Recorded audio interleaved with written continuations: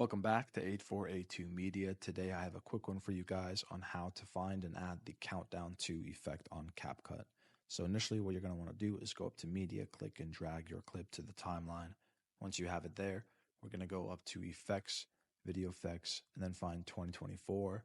And then we'll be able to find Countdown 2 on the first page. Click and drag it down to your timeline, and we're going to bring it to the beginning of the clip, and we're going to increase. Actually, we don't actually have to increase this effect because it has already a finite time.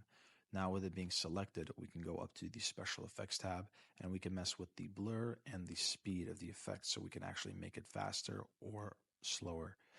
So let's take a look.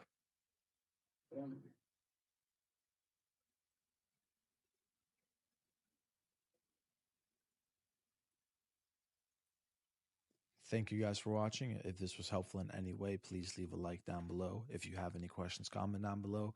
Hey, Happy New Year's.